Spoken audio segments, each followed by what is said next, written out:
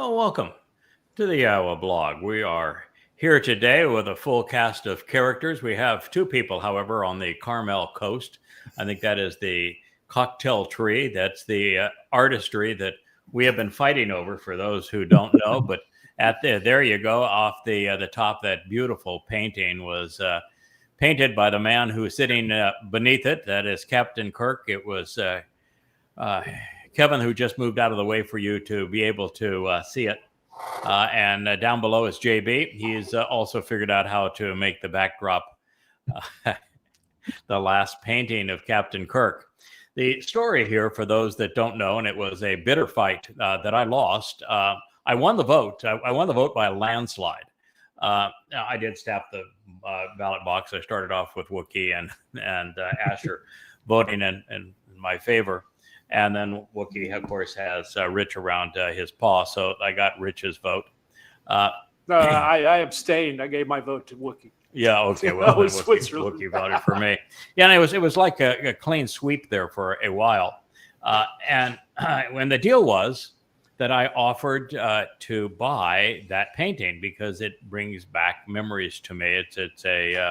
I just loved the Carmel coast and those old gnarly cypress trees and the ocean that came against the coast. Now, you pictured it on the one clear day every year. So that really is unfair. But nonetheless, take pictures. Yeah, I do. I do recall that. And I just love the flowers and the old gnarly tree and the character of the whole thing. And so I asked Kirk, who's been my friend now for almost 20 years, if I could buy the picture from him. And he said yes. And I said, okay, here's what I want to do with it. I want to pay you for the picture, and I want to pay to have it framed. And then I want you to put the picture in your studio so that it's the backdrop for this show. So I got to enjoy it. You get to enjoy it. And I thought that was just a great plan. I was going to feel really good about being able to see this picture regularly because I love it. And And I was going to have my good friend be able to keep something that he created that's a real treasure. Except for the fact that Kirk didn't like those terms. Kirk decided that he wanted to give the picture to me. And so I decided anyway, that I'd hold a contest and that we would put it up for vote. And so I did on the Facebook site, and it got quite the response. And I was really doing great with the response, and it was almost a clean sweep. Before you finally chimed in, it was like 8-0, and soon it was like 20-2. But then your wife decided that she would clip us all, and I just gave up. She said, "Take the damn picture, Kirk." My husband is well hung all around our house. And with that, the debate was over. With that, I just surrendered, and I said, "No contest. Possessions 90% of the law. Remind me never to engage in a debate with Sylvia." So there we have it. Who knows what's going to happen with the picture? Other than Sylvia's the one who is going to decide. The boss decide. That we know, and I get to enjoy it as the backdrop. I can't draw a stick man. So for a guy that can't draw a stick man, I can't carry a tune in a bucket, and I can't draw a stick man. And so to see something this beautiful that captures something that was really important to my youth. I mean, that first time I got a car, the first thing I did is I headed up the Carmel coast. I loved the town of Carmel. I loved that whole coast. I played golf poorly, but nonetheless I thought that Pebble Beach was the ideal golf course, and so I loved Pebble Beach. I loved the lodge there. To me, that was as romantic as it gets. So that's the story of the picture. All right, well, it was an interesting couple of days.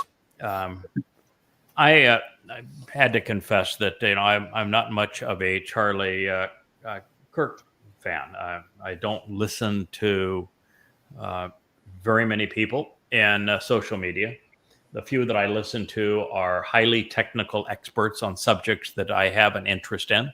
Like, I like to know what's really happening in the U.S. proxy war against Russia. And I listen to people who are experts in this because I think it is one of the great deceptions of our time, a government deception that's virtually worldwide, where 90% of people are misled, and it is leading to nuclear confrontation and the destruction of the earth. And so that's a subject that I'm interested in. So I'll listen to the people who know a lot about what is going on there. But Charlie Kirk is not someone I would ever listen to. He was right about a number of subjects. I've subsequently listened to maybe an hour of various things that he said, and he was right about Islam being a great threat to the world in the United States. He was right about Marxists being violent and being a threat, and their combination of Marxist Muslim violence to the U.S. I think he's absolutely right in that. He was one of the few people that spoke out against America sending weapons to kill Russians in Ukraine. I don't know if you fellows know this or not, but the numbers on that, Trump has just lied miserably, saying that the Russians lost millions of people and that and they're losing hundreds of thousands a week and this sort of thing. The actual numbers on that war are that the Russians have lost about 135,000 troops, with about 2/3 of that in the first month or so when the Wagner Group was using criminals. The Wagner Group got criminals out to fight. Yes. And they weren't very skilled at what they did. And since that time, since they were disbanded and the Russian military has taken over, the Russian casualties have been very low. And 135,000 all total, with half of them in the first month of the war or more. The Ukrainians, by contrast, have lost 1.8 million. 1.8 million.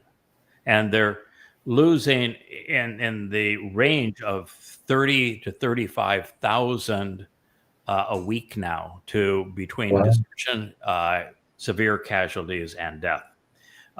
And the whole thing is completely falling apart. You could give the Ukrainians the best weapons in the world, and there's no one to wield them anymore. And the Russians are just moving slowly because really all the Russians wanted was the ethnic regions in the east of the Ukraine. They've captured those. They will eventually capture Odessa to have the clean sweep of the eastern part of Ukraine and the area around the Black Sea. And they will only go over the Dnieper River if the only way to end the war is to take down the really disgusting regime that is in Kyiv. Yeah. So otherwise, they have no interest in Western Ukraine. They have no interest in invading Europe. Although if the Germans and the Poles and the Finns and the French and the Brits continue to be this belligerent, they actually send troops. If they send weapons that are actually deployed and killed Russians inside of Russia, then I think Western Europe will be flattened. If they just stand down, Russia has no interest in them. And I speak very harshly of this because the proxy war in the Ukraine is an American plot, and the man that is most guilty of it is Lindsey Graham, the senator.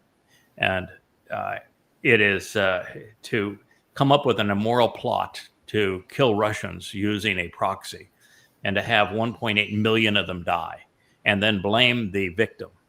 I just think is stunningly reprehensible. And, Trump is no better than Biden in this whole thing. So he has become completely and totally useless. So I'll study that. So it's a long way to go around to say, I didn't listen to Charlie Kirk. Mm-hmm. But I have listened to a few things he did say. And as I said, he was right about the Ukraine war. He was right about Muslims. He was right about Marxists. He was right about wanting to release the Epstein files. But I have a question that no one seems to want to deal with. Man was married. He had 2 kids. I think they were both daughters. But a young daughter, certainly one young daughter. And I think he had 2 kids. I just saw a picture of a studio. There's only one picture in his studio, one portrait of a single person. Him? It's not his wife. It's Donald Trump. Oh, wow. Donald Trump. The day that he was assassinated, he was out handing out MAGA hats. How can a man claim to be moral, claim that he values his daughters and his family above all, and he's serving a known convicted rapist Oh, really? and serial pedophile? I mean, seriously, what's wrong with that? And why would you fly such a man on Air Force Two and talk about taking the flags down to half-mast when he is serving a pedophile and a rapist who is a habitual liar and exceedingly destructive? How is that even possible? Why would people be so devoted to someone who would do that? Now, I heard him go to college campuses and they give him lots of credit because they say he defended Israel. He did defend Israel until he didn't. Yeah. He did until he didn't. And at the last 6 months, he was a vile voice of anti-Semitism. He was blaming Jews for all manner of things. In fact, he just basically said that everything that's wrong in America is the fault of Jews. Beg your pardon? Yeah. He says it's liberal Jews that are funding everything that's wrong in America. And he went down in a laundry list and he says it's all because of liberal Jews. He went so far as to say that the Islamic invasion of Israel on October 7th was a plot by Benjamin Netanyahu so that he could survive the liberal protests for judicial reform. He didn't know the term judicial reform.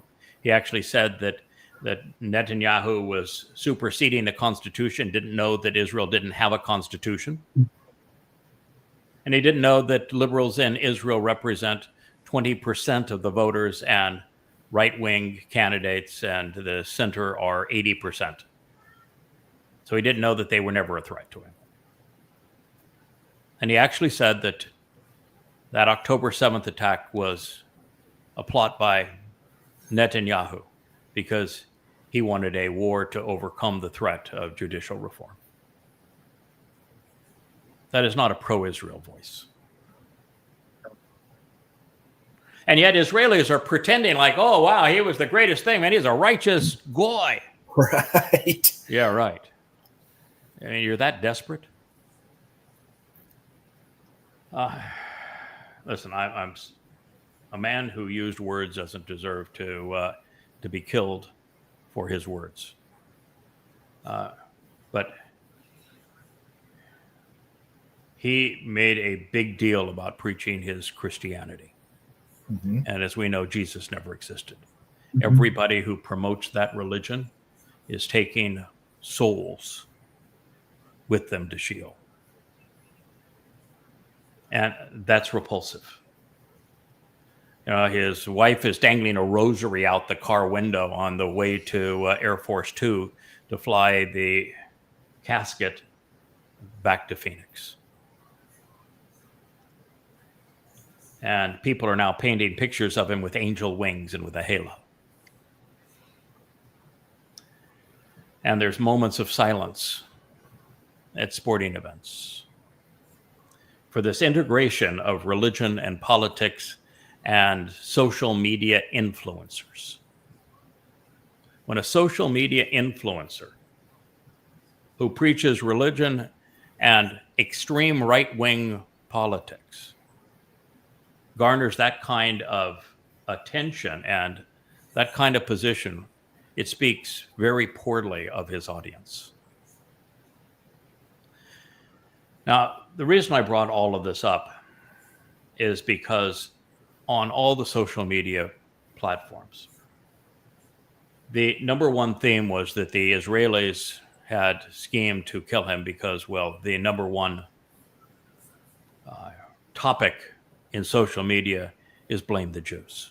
Mm-hmm. X is rife with it, but they're all bad. But X is the worst. X is a anti-Semitic cesspool. And you can say, there's no chance that Israel is going to do this.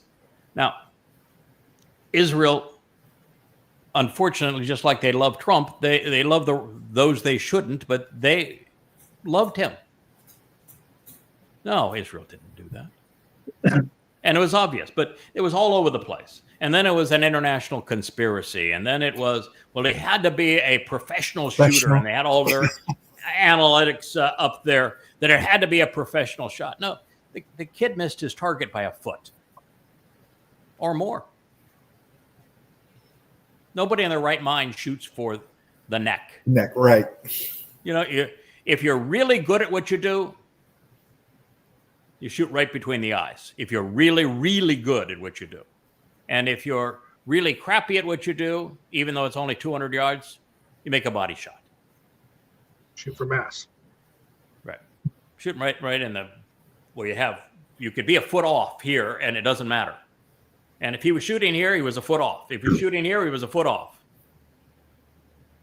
He was shooting a 30-06, an old Mauer, basically, ancient military rifle or hunting rifle, deer rifle, a 30-06.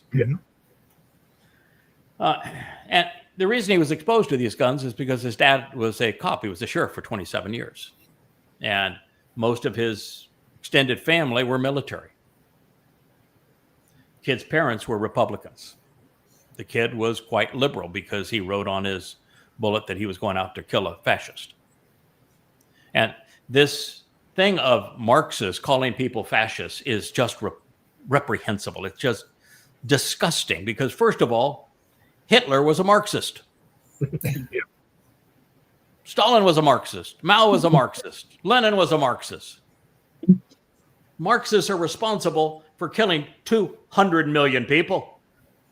Marxism has only been around, 100 or so years and killed 200 million people. There's never been anything as lethal as Marxism in that short a period of time. I mean, Islam still has the high game score, at least 250 million dead attributed to Islam.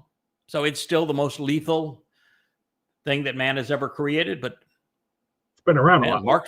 Marxism has been around 1 century versus 14 centuries. Although, 80% of those that Muslims killed was in the first century. So, the first century of both of them was 200 million. So they're equally lethal. And they're the two things that are together today to bring the world to its knees. And the world doesn't understand that you've taken the two most lethal doctrines and you brought them together. Now, any time that a socialist, a Marxist, labels their enemy a fascist, they have no idea what they're talking about. Fascism and socialism are the same thing. Different name for the same thing. Hitler was a Marxist before he was a fascist. Mussolini was a Marxist before he was a fascist. They didn't want to, they wanted a way to differentiate from the people they didn't like. They were the same as the people they didn't like, but then they needed a way to differentiate themselves from it. And the way they did it is they called themselves something different. And Mussolini was the first, and he had, all of these godlike images of himself.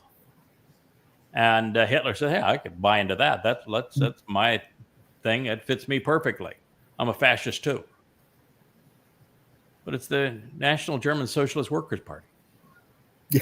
And both exist under exactly the same principle, which is there's one dictatorial control mechanism, all power over people's lives, what you can do, what you can say, where you can live, everything's controlled, top down. Your religion, your politics, your livelihood, your speech, everything is controlled in a socialist and fascist government. And yet in both governments, even though most industries are nationalized, both in socialism and fascism, in both of them, there are exceptions for those who are most loyal to the party. Mm-hmm. that they can still own their own property and their own businesses, as opposed to communism, where the government owns everything.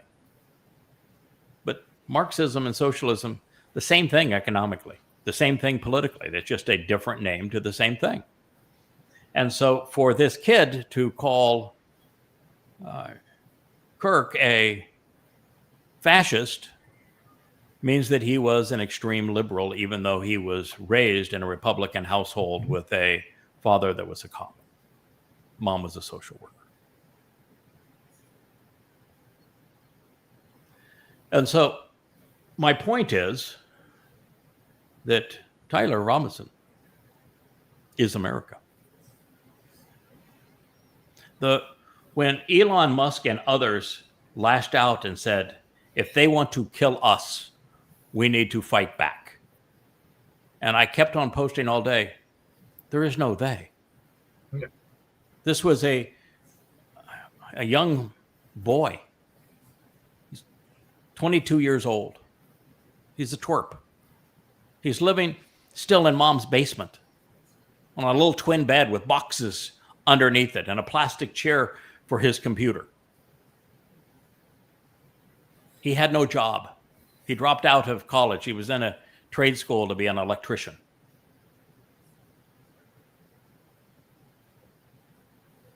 He is the average kid today. No judgment. Enraged, angry, willing to speak out against anyone, in love with his own opinions, using the ad hominem fallacy. He said that, and his family supported his thing, that Kirk says hurtful things.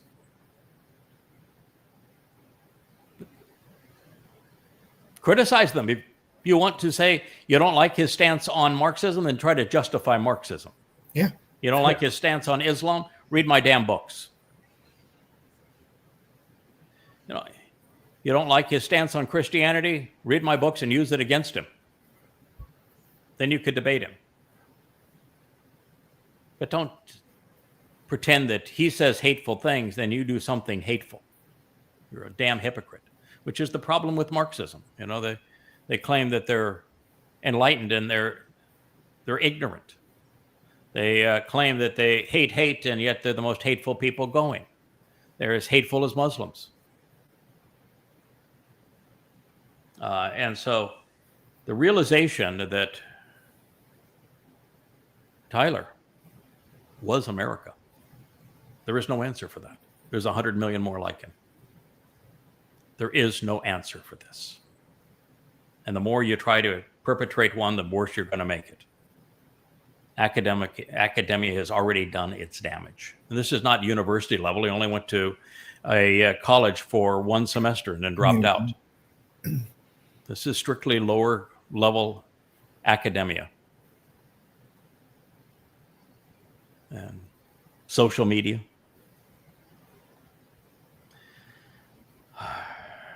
He is America. I'm sorry, but he is America. That's who they are. So now what are you going to do? There was a tragic announcement today of great consequence. I don't know if you guys saw it or not. MBS of Saudi Arabia had this huge conclave of I'm going to call them towel heads around him. The richest and most elite of the Muslims. And he began by saying that the provocation of Israel by attacking Qatar had to be responded by a unified strike and attack by Qatar and Saudi Arabia and all Islamic countries. Ooh. And that he would offer the full force of Saudi Arabia to hold Israel accountable without limitation. And that in addition to responding and punishing Israel for the bombing in Qatar, which took down one building, Hamas headquarters, Saudi Arabia wanted to control Israel and hold Israel accountable for genocide against their Palestinian brothers and destroying Palestine and Gaza. And he went on and on about the rogue Israeli state. Now, I want to talk a little bit about this, guys. Feel free to chime in. You can feel free to disagree with me if you think I'm wrong on any of this. I'm Not so far. happy to have the critique.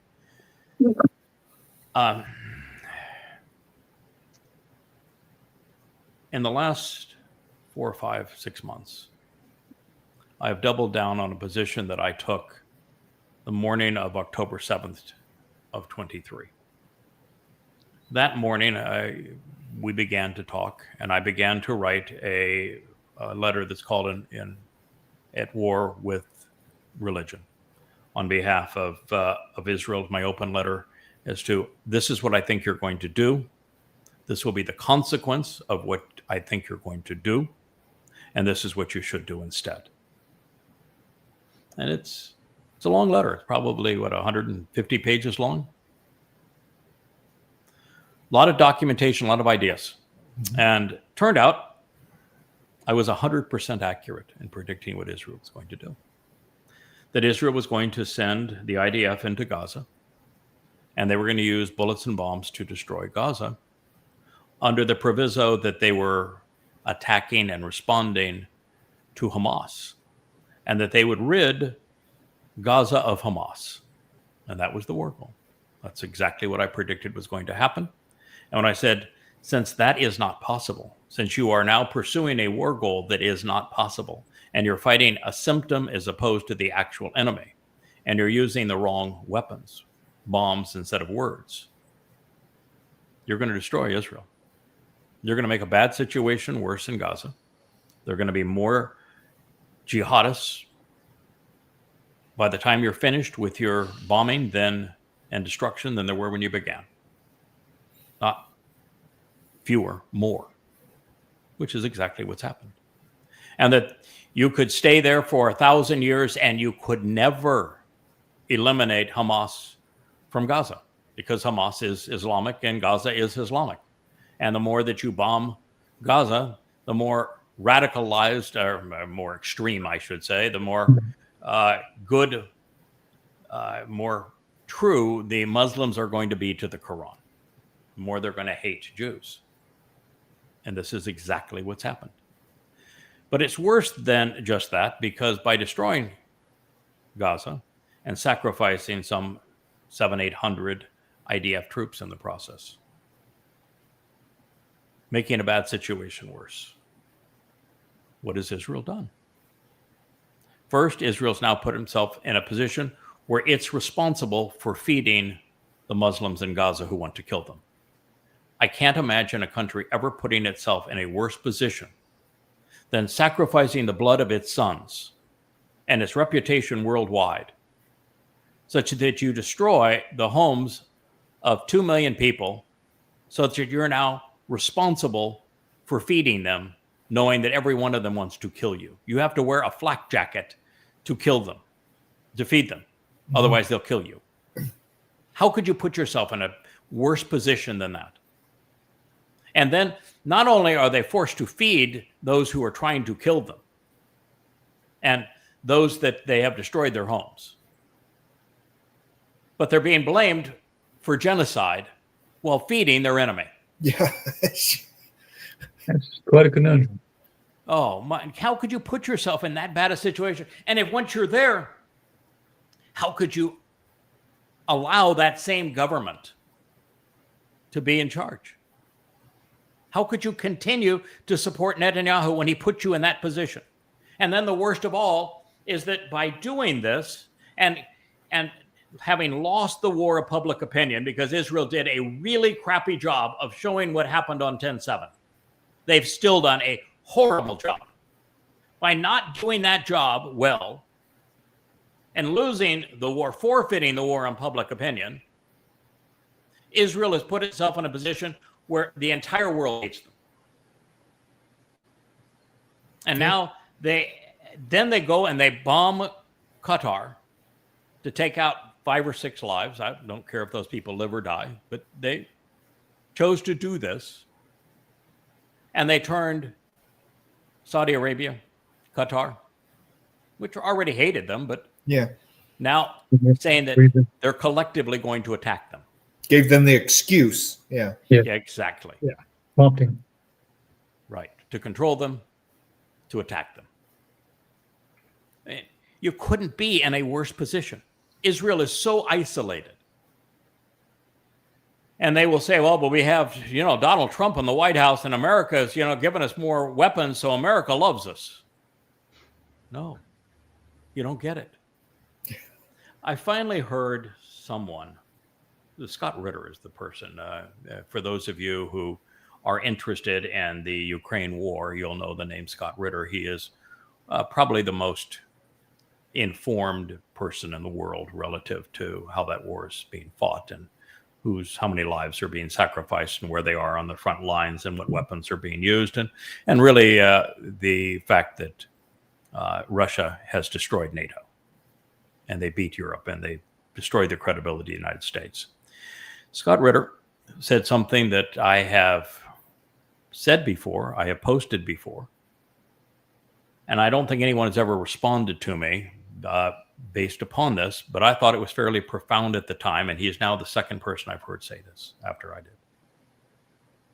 He said there's only really one way that you can interpret what the United States is doing relative to Israel, because Israel has turned the entire world against them, and Israel has isolated the United States in the Middle East to a significant degree because it's viewed as the country that arms this savage attacks on Gaza.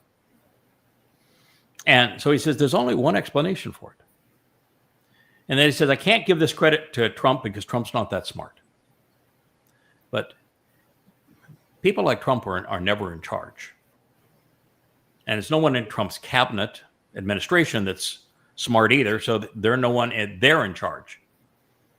But there is between the CIA and the NSA and the financial leaders of this country and the military industrial complex, and this is something I've always been uncomfortable talking about in terms of who really runs the country.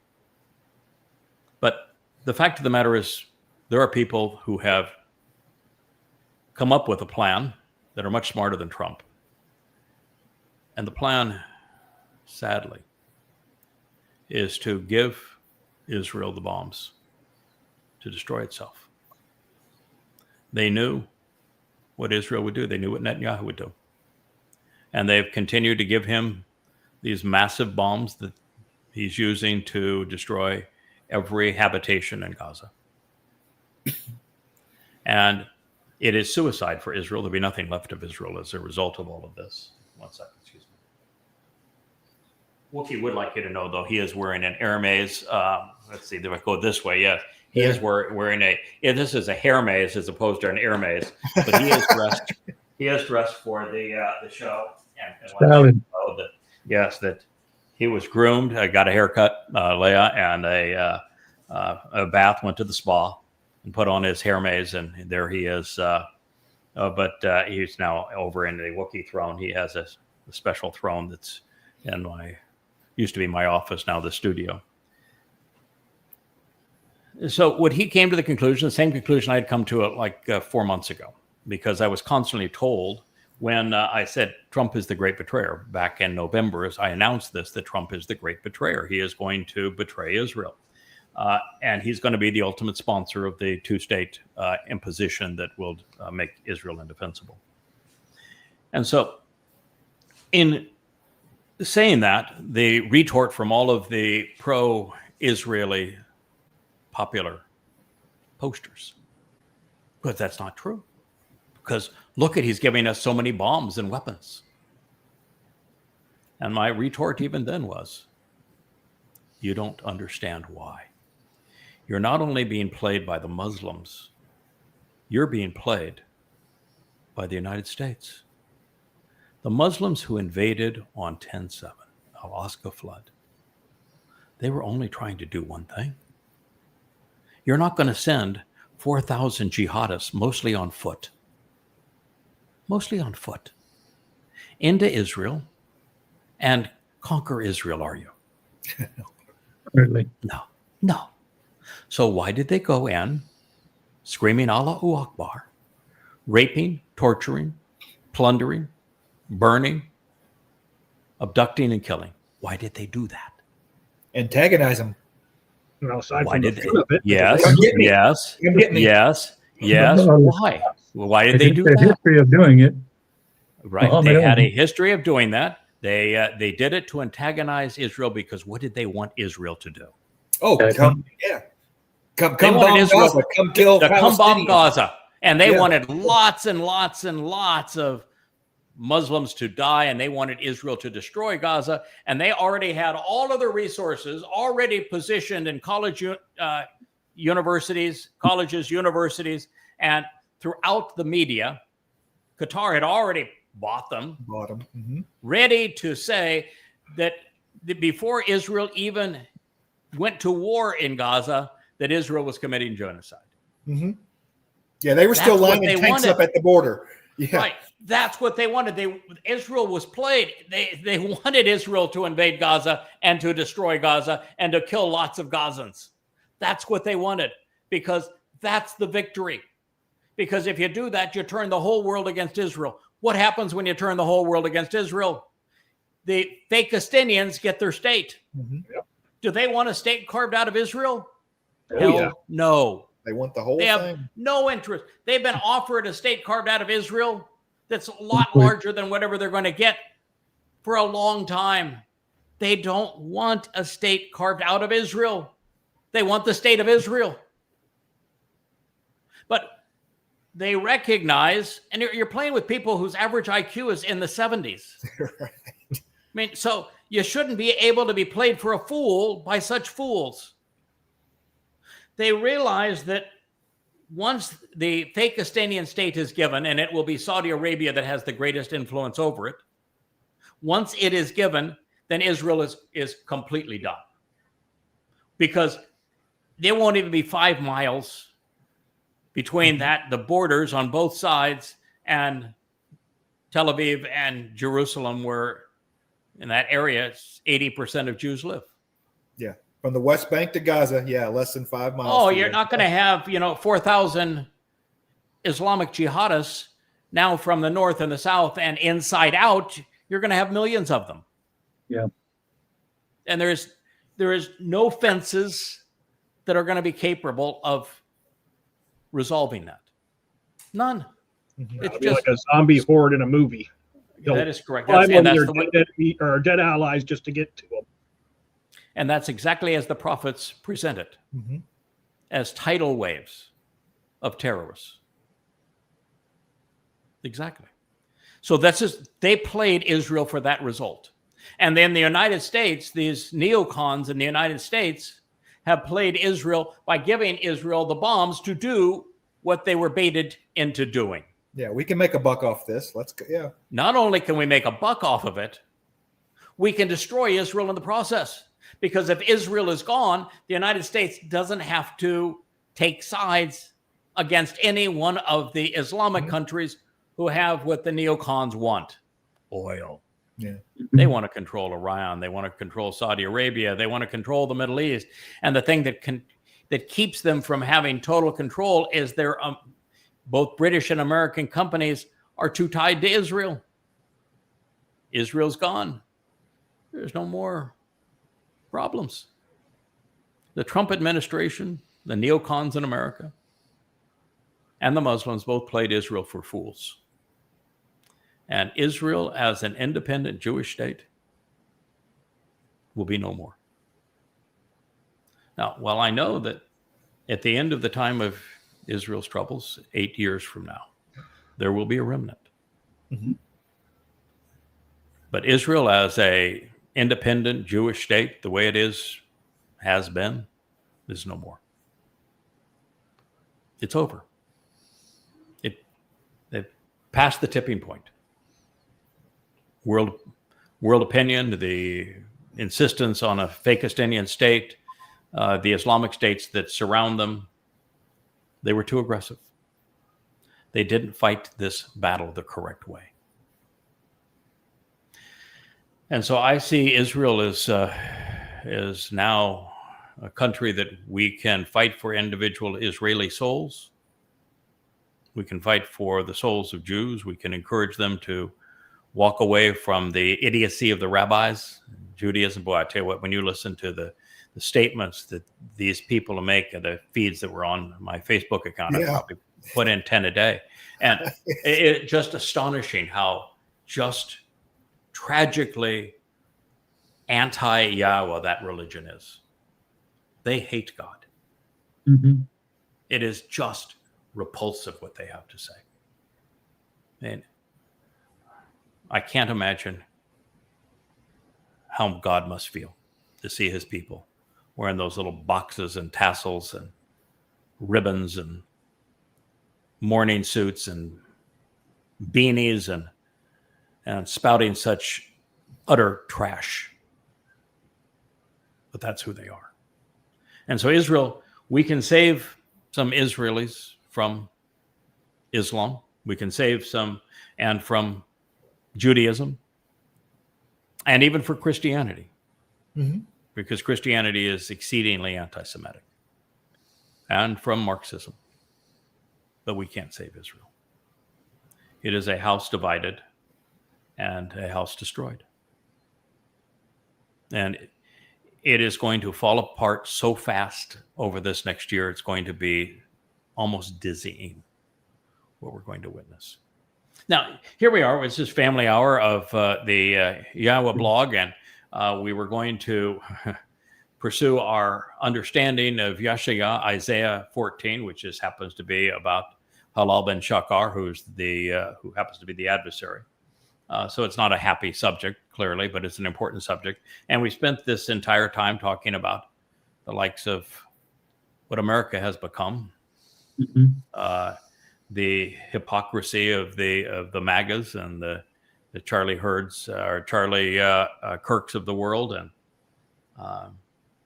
now what is happening in Israel, as well as the march to World War III through the proxy war with Russia. But all the same subject. Yeah, we're stating a problem, offer the solution. Yeah, correct. Everybody knows it's messed up. You know, we can look, anybody can watch it, regardless if you agree or disagree what you're seeing on those screens in front of you and how it makes, everybody will tell you what's messed up. We're the only ones offering the solution. Right. Yeah. We can tell you why. We can even tell you why it's messed up. Yeah. When they can't. Yeah. We know why it's messed up. We know how fast it is falling apart, and we have a solution. Yeah. And we also go ahead, Kirk. No, I was just going to say there's a reason why the first condition of joining Yahweh's family or returning to Yahweh's family to walk away from religion and politics. My God, it's the death blow. It is. Start there. They're all death cults. I mean, if you look at I'm looking over here. I really wore Wookiee out. That was way. It's hard to play dress up. Wow. So I told you he had a throne. There he is. But he's in the library. You can tell him. He's got his reading material right there next to him. Yahweh goes out of his way to tell us how much he dislikes religion and politics. He hates religion far more than politics, but he dislikes both. And both are deceptive. Both are misleading. Both are duplicitous, dangerous, destructive. And it's important that people know that is the case. And throughout everything that you witness today, God is the pretend God, the religious God, is interwoven through all of it. Mm-hmm. Oh, let's pray for Charlie's and his family. Let's pray for America. No, God didn't want to hear your prayers. Yeah, no interest in them. You to pray. No one asked you to pray, and if you're religious and you're not observing the Torah, if you're observing the Torah, you're not religious. He says, you look like you have dung on your face, as far as he's concerned. So no, he's Wow. not listening. Doesn't want to hear from you, particularly if you're religious or you're overtly political or you're anti-Semitic. Oh my, are they out like wolves at a lamb convention? All right, gentlemen, unless we have something we want to add to this mess, we'll return to the story of Hasatan. The presentation of Hasatan is found in the 14th chapter of Isaiah, actually known as Yahowah. And we have made our way to the 9th verse of that statement. It opens actually with God telling his people, this is the positive alternative for you. And then it moves into a condemnation of religion and politics and an expose on Satan. One of the discoveries that I made very early in this process, this goes back now really 24 years ago. I was studying the Quran and trying to understand why the Quran was equal parts tributes to Satan. You know, the Quran says that all of Allah's messengers speak for Satan.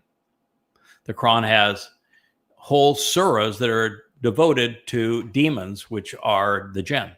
Whole surahs devoted to them. We're told that the demons just love Muhammad and the Quran.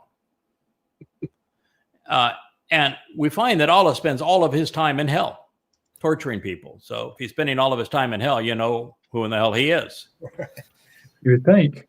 Yeah, it's pretty damn obvious. And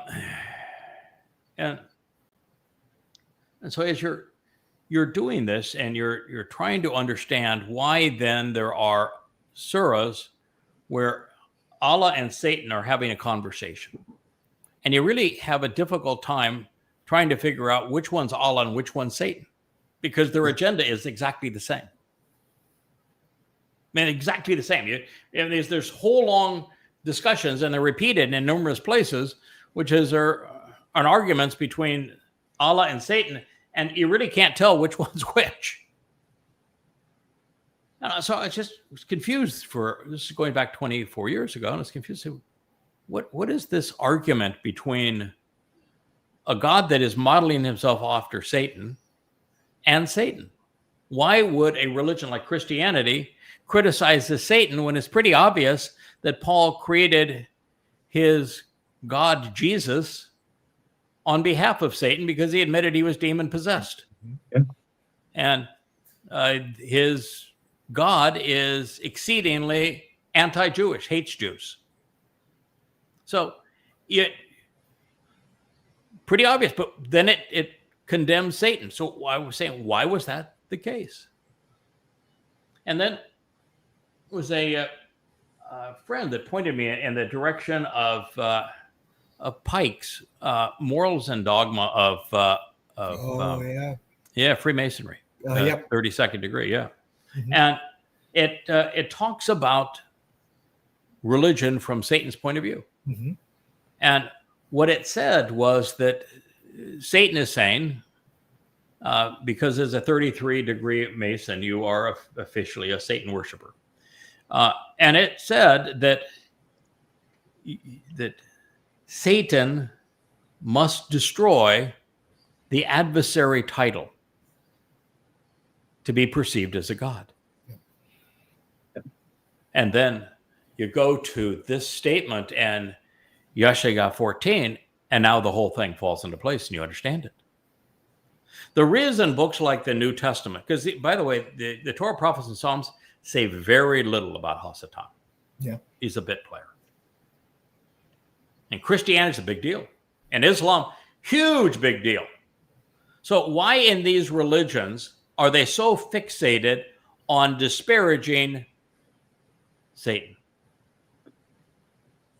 What does Satan mean? What does Satan mean? Hasatan, the adversary, yeah. So, all right. So does Satan want to be known as the adversary? Absolutely not. No. And so the only way for Satan to succeed and to be perceived as a god or as a lord or as anything other than the adversary, as the devil, is for him to go and attack the adversary designation. Mm-hmm. And that's exactly why Satan is besmirched by Satan in the Christian New Testament and throughout the Quran. Hasatan does not want to be known as the adversary, which is what the title means. He wants to be known as the Lord God. And that is what we're learning. The moment you learn that, then you understand Islam. You know who Allah is. Mm-hmm. You understand his tactics. You understand who the Jesus Christ is of Christianity and why Paul was demon possessed to conceive it. It all falls into place. You understand who Hashem is in Judaism and Adonai in Judaism. Yeah. The Lord. Yeah, the Lord replaces, and the name replaces Yahweh. This is Satan's ambition. Now, I went one step further, though, fellas, that is something I had not previously perceived. But the place that you actually learn the most about Satan is in the book of Ezekiel. Mm-hmm. And it's so obvious that Ezekiel was inspired by Satan. It's got 25 ways to torture and kill Jews. That's the big theme of the book. And the first 2/3 of the book. It has 2 horrible rape scenes. Satan has a type. He likes rapists. That's why he picked Paul and Muhammad and Trump. Yeah. He likes sexual perverts. Hitler was a good example. And so it's obvious that is satanic. And then you see the 2 depictions of the alleged Lord in heaven, and it's Babylonian astrology. Clearly satanic. And so it became obvious to me the book was written by Satan. And then you have Satan actually confessed to it by talking about he projects himself back into Eden and how he thinks that God did him a low blow by decreasing his status from cherub to serpent. And then he puts himself on the rock of Tyre and talks about how glorious he is. Mm-hmm. He views himself as glorious. And how God made the wrong decision in the first place. How can you like these little mortal things better than shiny me? Yeah, that's forever. That is correct. That is correct. Now I've always thought that while Malak and the Karub is a Malak, they have no free will. They're command and control segment. So I just figured that, okay, rebellion in the military where you have no free will is something you can still do. It's just there's the immediate consequence. Mm-hmm. You're imprisoned or they kill you or you're demoted. And that's what happened to Hasatan. So I said, okay, I don't have a problem with that. That makes perfect sense. And I'm, even to this day, I would say that's a valid conclusion. But when you read in Yeshayah that Yahweh admits, he says, listen, I created evil. I created it for purpose. And then you realize what the advantages are of religion. Like this conspiracy, Yahweh told us that this psychopath that we've had to deal with, that agreed with everything that we had written and said, and then to serve their own interest, they've now promoting the antithesis of what we concluded and what they agreed to. And now they're universally an antithesis of it. And are doing everything they can to try to destroy my credibility. Mm-hmm. And, so be it. I've learned that is not a bad thing. And that the reason God was so explicit in telling us about it in the Torah through the stories and Numbers was he wanted us to know that that's exactly what they did to Moshe. And that I should not only know that and expect it, but he said, this is how I want you to deal with it. And then God went on to say, here's the consequence of it. Like this metastasized from Numbers 11 and 12 into 13, 14, and 15. And what happens in Numbers 13 and 14 after the two meltdowns. The one where Moshe says, I want you just to kill me because they're this obnoxious. No one can stand these people. They're that abusive. Like the conspiratorial cult, and the way they decided they were going to turn and be so condemning is, God in Numbers 11 says, listen, I happen to agree with you, man. I torched the entire surround of this place. But I got a couple of guys. We're going to get this resolved in the end. All you're going to have to do is get them to the land, and I'll take it from there. Got some guys. And then you read, what they told God in Devarim 18, and they're saying, God, we never want to see you again. We never want to hear from you again. We never want to see you again. God couldn't deal with them. Right? God couldn't deal with Jews. Yeah. So we're being positioned for this kind of abuse because God wants us to know that is what's going to happen. That's who they are. But this time you can't back away. You've got to see it through. And then you get into Numbers 12, and now you have a despicable woman who was once part of the inner circle, Moshe's sister, and her brother coming and saying, we too speak for God, just as this contentious mother goddess cult has done, right? Mm-hmm. And you say, well, how could any of that be good? Because they didn't go off and just do their own little thing and worship Mother God. No, they have to spend almost all of their time trying to disparage me. Mm-hmm. The very person who taught them everything they know about the Torah and prophets and Yahweh. And to go to the opposite of everything that they previously held to be true. Yeah. And you say, well, how could that be good? Well, God clearly is allowing it, right? God clearly allowed it, and he warned us about it in Numbers 12. He said, this is what's going to happen to you. And by the way, this is my response. I'm covering her with leprosy, and I'm expelling her from the community. And oh, by the way, my last mention of her will be in Devarim. And in Devarim, I'm going to tell you the whole story of why I have divorced her, and it's over. So you'll never be part of anything associated with me going forward. The divorce is fine. Why could that be good? The same thing, the same reason that Satan serves a good purpose by being very bad. He was programmed to do exactly what he's doing. Why? Because God doesn't want a huge mob in forevermore. Yeah. He was happy with just Adam in the garden. He was happy with just Dod amongst his people. He was happy with just Koleb. You know, when it metastasized to the spies, God says, everybody over 40, you're dead, except those two guys. Everybody else, you're dead. So did God try to say, let me solve this problem? Let me see if I can make the family, put the family back together, fix this fractured family? No, he said, you're just all dead.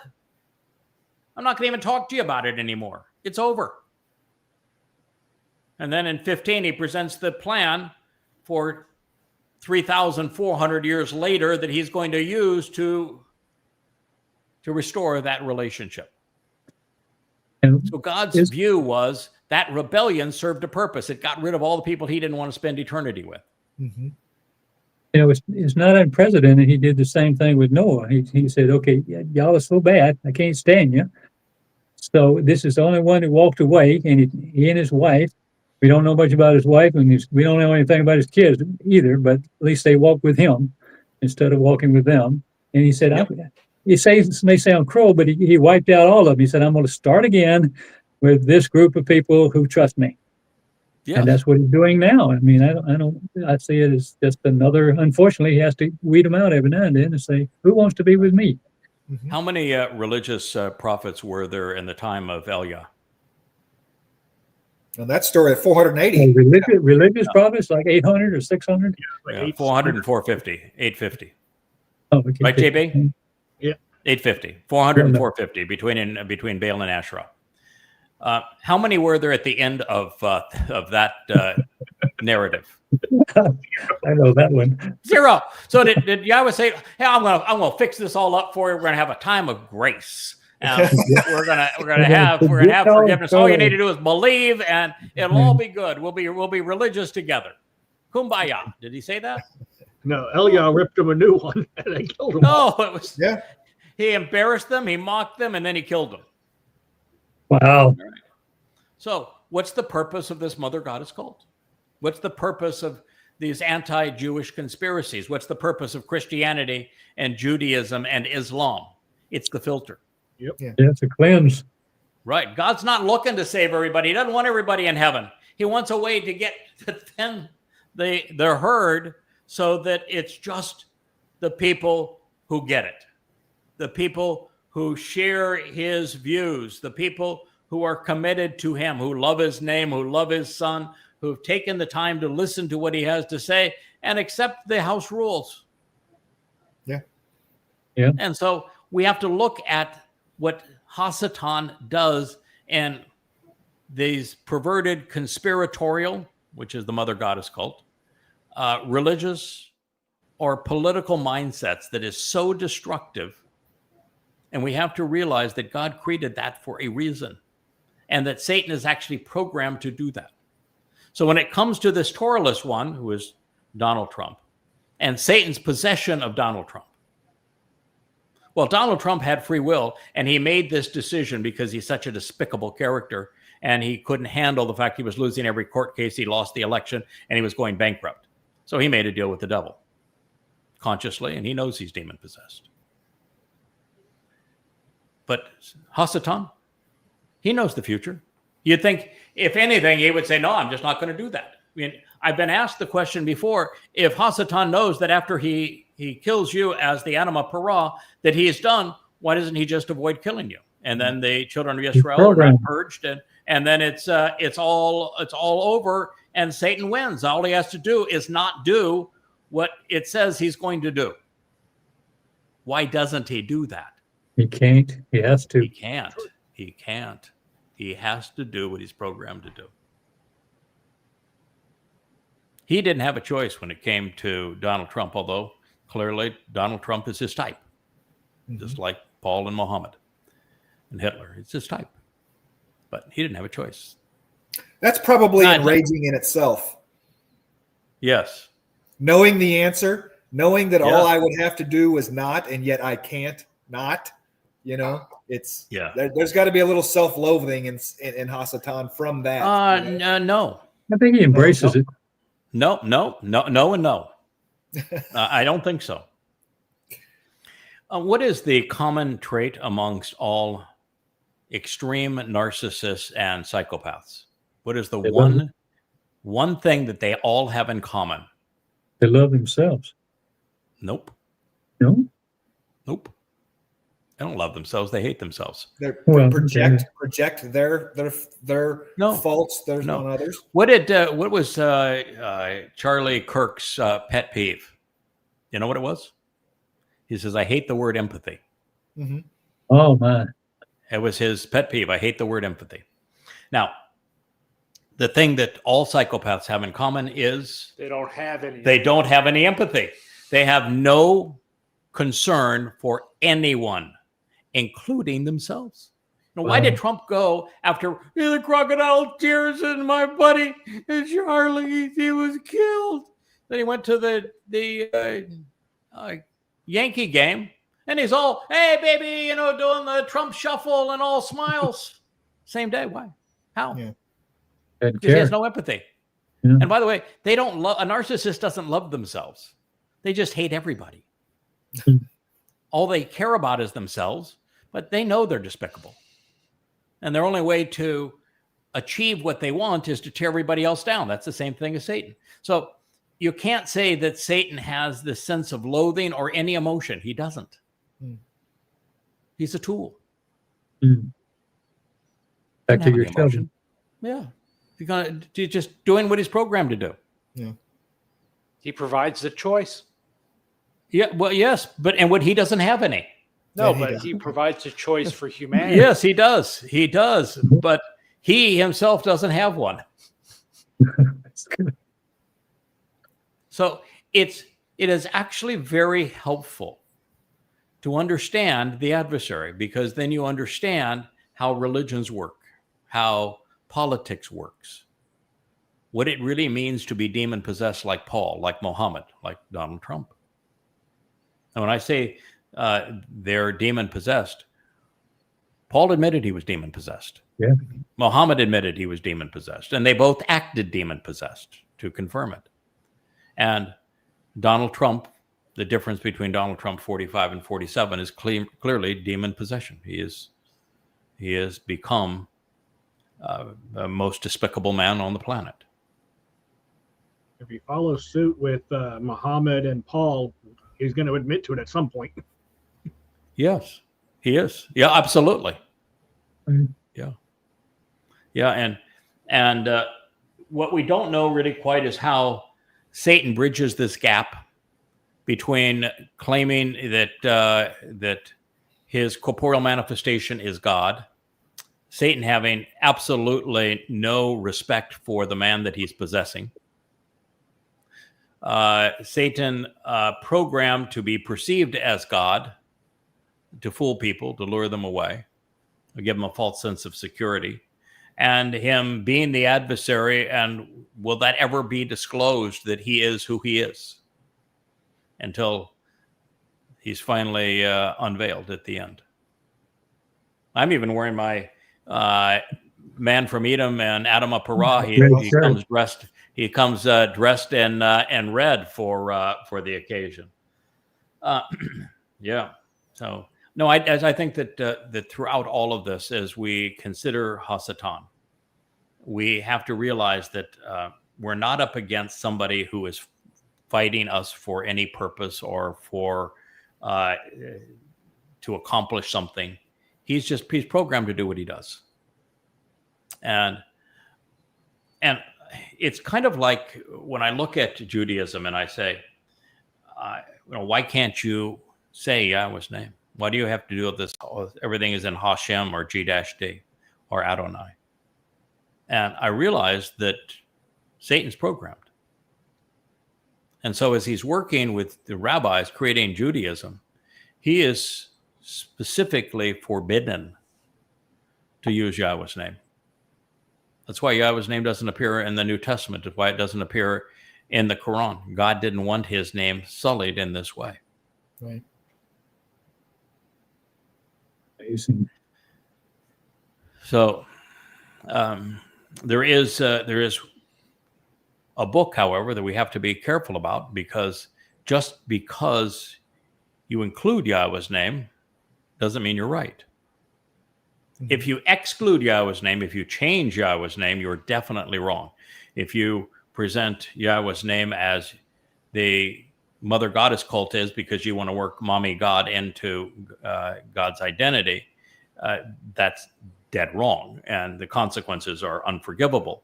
But there is in the book of Ezekiel, well over 100 references to Yahweh's name. It's used all the time. And so I had to come up with a way of, this is not him. I came up with an initial for it as opposed to writing it, because I knew it was being used inappropriately. And so that is a place where you see the consequence of Satan using Yahweh's name and doing so inappropriately. So it's just like circumcision. It will exclude you from heaven as a man, but it won't necessarily include you. Right. And so not using Yahweh's name will exclude you from claiming correctly to speak for him. So renders the Talmud and the New Testament and the Quran false, but just using it doesn't automatically mean that you're right. Yeah, is the point. But the point I wanted to make is that Satan is not allowed to sully Yahweh's name in religious books like the New Testament, the Quran, or the Talmud. God doesn't want his name sullied in that way. There's a reason why it was so uncommon when we started this process, and we came to understand that Yahweh's name is Yahweh, and we came to understand why it wasn't in religion and why we had the responsibility of reintroducing it. It's because it wasn't sullied. It has never been sullied. Mm-hmm. So we can learn a lot by, I think, having a better understanding of who Satan is through this process.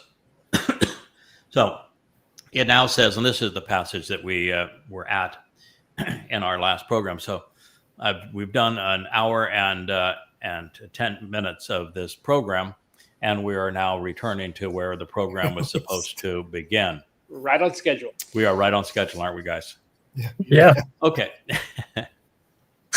Who was the one that was long-winded among the group? Wookie. Wookie. Never shuts up. Wookie's looking at me, wagging his tail. What I do? What I do, Pop? Sheol, hell, and Shaul, Paul, as the least desirable and most depressing alternative, are anxious in anticipation, indeed excited to summon and to meet you, announcing your arrival. And they have been alerted and are aroused to crush all of the departed souls of those who have been leaders and rulers of the earth. And the leaders of every nation and institution, and the most powerful and important people influencing every society, religiously, politically, and militarily, of Gentiles and their nations, have established their thrones and their positions of power. Yeshaya 14:9. Where did they establish their thrones and positions of power? All over the earth. No. Well, this says they did it in Sheol. Oh, I'm sorry. Yeah, when they're going there. Yeah, that's what it says. That every institution, every power player, every important individual, every person that influences societal influencers, religiously, militarily, politically, all these Gentiles, they have established their seats and positions of power. And God says that Sheol, hell, is anxious to welcome you. So where did they establish their seats of power? Sheol. So, and when God uses coal, and he used it before these leaders, Kol Melech, would coal mean a few of? All. No, it's just all. It's all. And listen, Sheol is an inanimate object. It is essentially a black hole. It is a place where time exists forever, and all other dimensions are crushed to the point that they essentially cease to exist, where not even light can escape. And so the souls of those who have misled others, the souls of all of those who are political and religious and patriotic and societal influencers and all this, it says their souls, of the leadership anyway, are going to Sheol. And that Sheol is just delighted to have them. It's been anticipating their arrival. Their arrangements have been made, baby. Like I've told everybody, Donald Trump says he wants you to make a donation so he goes to heaven. And I said, no, I've already got a confirmed reservation for him in hell. It's the 24th of September, 2033. So nothing's going to change that confirmed reservation. Yeah, just watch. Hell is excited to receive these guys. Mm-hmm. It's been anticipating this for a long time. And so this is an indication of what God thinks of societal leaders. He said all of them. Yeah. So if you are a popular multi-million person influencer, you're in real trouble. Yeah. If you're a general, you're in real trouble. If you're a president, you're a prime minister, you're a king, you're a prince of any of these places, you're in real trouble. If you're a pope, you're headed to Sheol. Yeah. Arrangements have already been made. They're anticipating your arrival. Yikes. Now, what's different here is God's not saying that the dupes, that they're followers. He didn't say that their followers are going to hell, did he? No. He just said the leaders are. God's issue is not with the misled. It's with those who mislead. Such a simple concept, the difference between the two.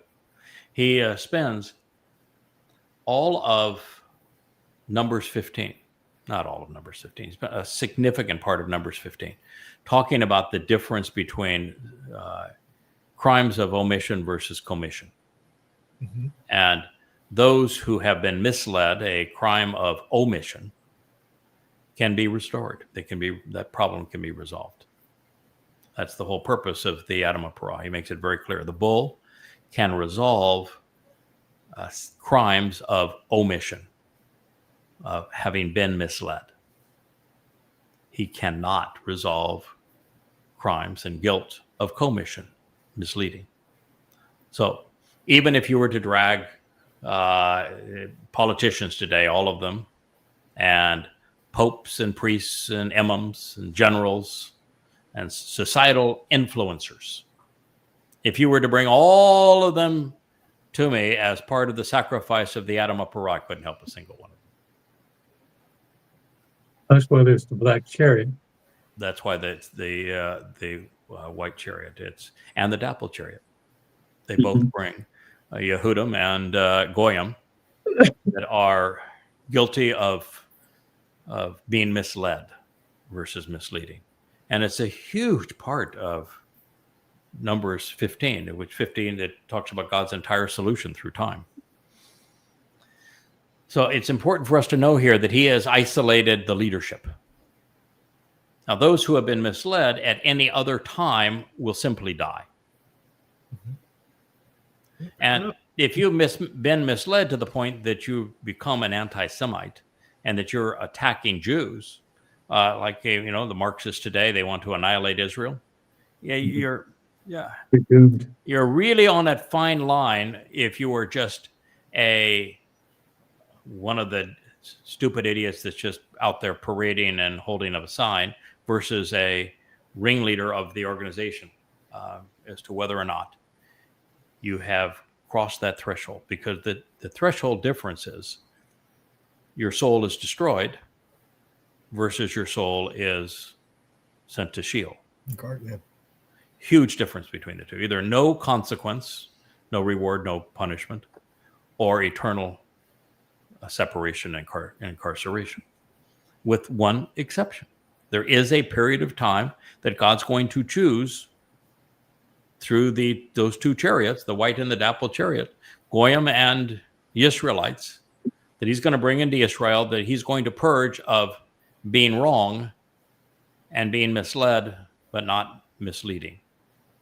And so that is what we talked about and what God talked about in this previous statement. Remember, before we got to this one, it was talking about how the Goyim are going to be the workers of the millennial Shabbat, and how that was actually a good thing, not a bad thing for them. Good thing for everybody. Otherwise, it'd be death. Yeah, nothing. Yeah. Right. So if you've been someone misled, but you were part of the great jihad, you're either going to die or be sent to Sheol, depending on whether or not you crossed that line between being misled and misleading, and how you treated God's people. May I ask a question? Mm-hmm. The people who are taken as workers and during that period of time, will they marry and have children? And if so, what are the children's situation? We are told that the womb of Israel will open. So we know that the Israelites who are brought in on the white chariot and who are in Israel already and around the Temple Mount, and who have not been so religious or political that they can't be purged, because there's only so much that God's going to do with my sacrifice. He's going to do a lot with it. It's going to be a really good thing. But the fact is that it presents the adulterous woman that is Israel is purged and cleansed again to be betrothed to Dod, and her womb is open. So we know that the Yehudim and the Israelites that make it into the millennial Shabbat are going to conceive children and raise children. And it's over 1,000 years. And I don't think anybody dies over that 1,000 years unless they begin to be rebellious against God, and it's Elijah's job to snuff that in the bud. He will eliminate individual rebellion before it becomes religious, before it becomes viral and spreads to many people, because God doesn't much care about individual guilt, but he cares a lot about collective guilt, which is religion. And so that's going to be Elijah's job. So then, what you asked now is of the Goyim. Right. And well, we're told they're going to be the workers of the millennial Shabbat, which is a very good thing for them. Yes. There's two things we are not told, and we're actually, I can't say we're not told. I have not seen Yahweh's testimony yet that tells us that the Yehudim who benefit from the sacrifice of the Adam Parah and are the mortals who populate the millennial Shabbat. We have not seen testimony that says that our teaching and guidance for them will provide them with the opportunity for them to become covenant and therefore immortal. Okay. Although we have read many things that suggest that they will also ultimately benefit from Dod's sacrifice, because what he did on matzah has far greater capability than what I did. Mm-hmm. So if you have misled, you can be cleansed of that by what Dod's sacrifice did on matzah. I have come to the conclusion, and when I've tried to view everything from God's point of view, and we've spent 24 years doing this together, and I'm right probably 95% of the time or more when I take God's point of view and I read something and I just say, the natural response of God as I know him is going to be as follows. And 95% of the time we find the affirmation of that somewhere else, and just unexpectedly, part of something right out of the blue almost. Yeah. Right. So my conclusion was that the mortal remnant of Israel will have that opportunity. And that'll be part of the job that we will have going forward as teachers. I can't imagine God not allowing that for that 1,000 years, because 1,000 years is nothing compared to eternity. And what are you going to do with those people at the end of 1,000 years? You're going to truncate their lives. You can't be mortals in the seventh dimension. So what does he do? And so the only intelligent thing is that they can become covenant. Otherwise, why would even God take the time to write the Torah inside of them? So right. I think the answer is, of course. Now you're asking about Goyim. Yeah. Will there be Goyim in the covenant? Absolutely. That's Shabuah has both Goyim and Yehudim. And God's very clear that the path to him, there's one Torah for Goyim and for Yehudim, for Israelites. So we absolutely know that there are Goyim in the covenant. I mean, God's end times guy is a Gur, and a Nakri is a foreigner, and an observant foreigner at that. So absolutely. And I think that once you're in the covenant with Yahweh, your ethnicity doesn't matter anymore. I think God views Dod and all of us as brothers at this point. I don't think ethnicity will matter at that point. I think it does during the mortal remnant period. So then you're dealing with these Gentiles who have the right aptitude and attitude to come in and be the workers. So they are definitely distinguished from Yehudim. Yes. Correct? Yes. And God doesn't really have to make a promise to them, because they are differentiated and they're getting the opportunity of a lifetime, because they're not dead. And they're going to enjoy working in the most ideal of all environments. But can they, with your question, have kids? Yeah. During this period? So. Yeah. And will those children and they have the opportunity to become covenant? So that first part I'm really comfortable speculating on, said absolutely for Yehudim. With the Goyim that make it into the millennial Shabbat, I don't know. Yeah. I don't know. If I were to place my bet, if you will, just on intuition, I'd say probably yes.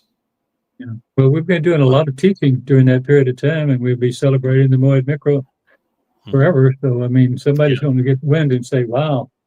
Yeah. But keep in mind, too, that while the universe is big and God is really big, God's never been big on having a big gathering. Yeah. Ever. I get that. Yeah. So does God need it? No.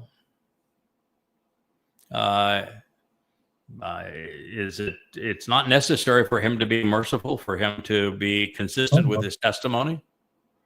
If I were a goy, I wouldn't allow my situation to go past Shabbat. Yeah. Yeah, I would not allow it to go past Shabbat if I were a goy. I think you're in a goy. You have a much shorter timeline, and whether or not your last opportunity is this next Shabbat or the one following it, 2026 or 2027, you'd be really foolish to go beyond that. You'd be really foolish to go beyond that if you're a Jew, because 2 out of every 3 are going to die. Yeah, the odds are not good.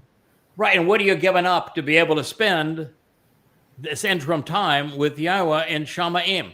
Right. And get to live forever.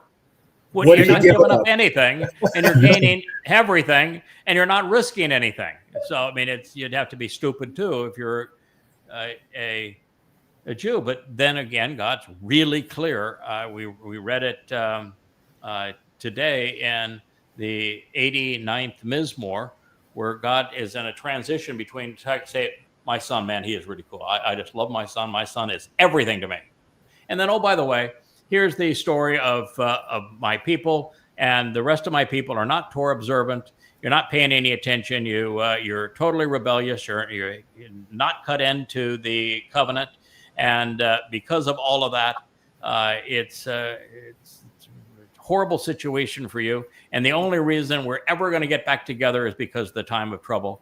And I'm going to call out to you during that time of trouble.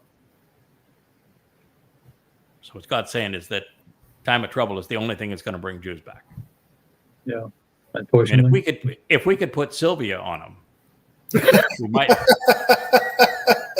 He would too. Call her. Yeah, we can put Sylvia on it. Might change. I give you a private line. Yeah, but with the 5 of us, or 6 if we count Wookiee over there, 4.5 of 5.5 of us with Rich over there in the cable section.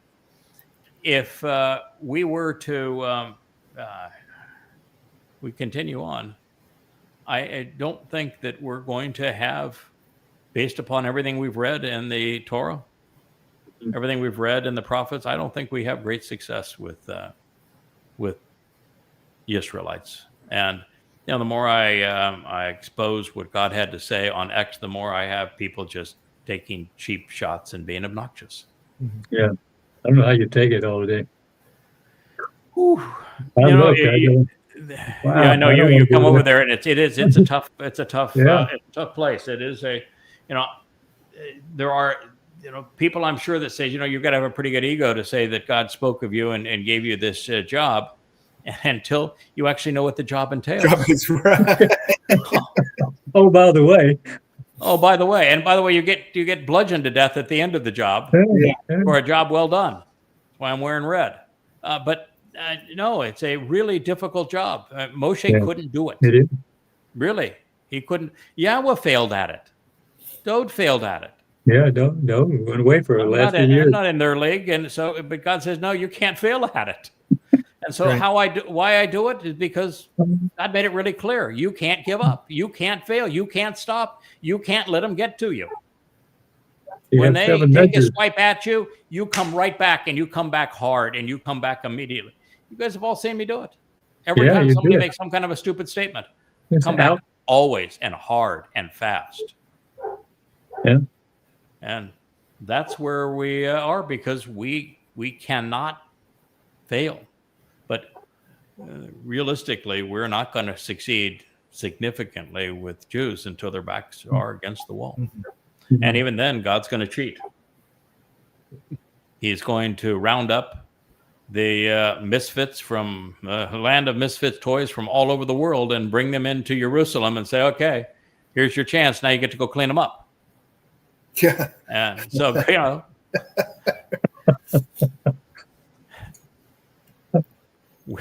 we succeed, but because there's a big we and us, right? All right. So Sheol, Before we go on, I want to add something going back to what Kirk was talking about with the mortal Gentiles.